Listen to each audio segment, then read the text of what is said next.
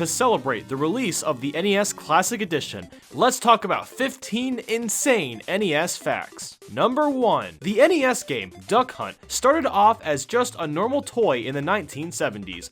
It worked exactly the same as the NES counterpart, but without the laughing dog. Number 2. Miyamoto's first NES game, Devil World, never made it to the United States due to demonic imagery, and that's still true to this day. Devil World can be purchased on the Wii Virtual Console in Japan and Europe, but not the US. There's never been an official release. Number 3. The developers for Punch-Out on the NES never asked for permission to use Mario as the referee. The artist Makoto Wada just decided to draw him in since regulations on using others' IPs were not as strictly enforced like they are today. Number 4. The only reason Satoru Iwata got a job at Nintendo was because the NES used an obscure processor at the time, the MOS 6502. This chip was the least expensive microprocessor on the market, and Iwata was one of the few that understood how it worked. Number 5. Some Japan-exclusive accessories for the Nintendo Entertainment System include a tape cassette recorder and sewing machine.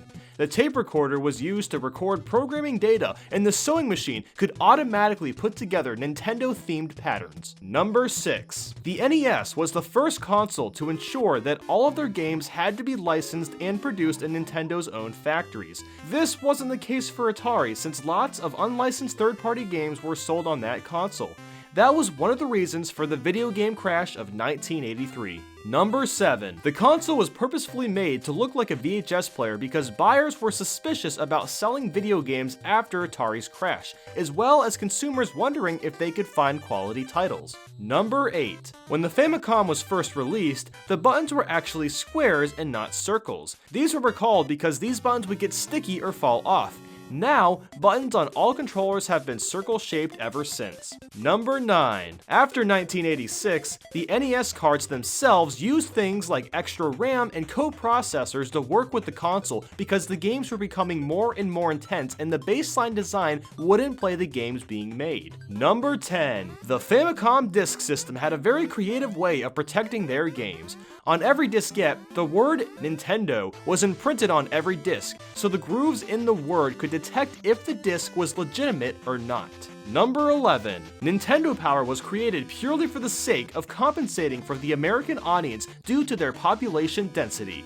In Japan, everyone lived near each other, so word of mouth about the Famicom worked quite well, but without the internet, only Nintendo Power could widely spread the message about the NES and what games were coming out on the system. Number 12. There was almost a game about Hellraiser that was going to be an FPS on the NES.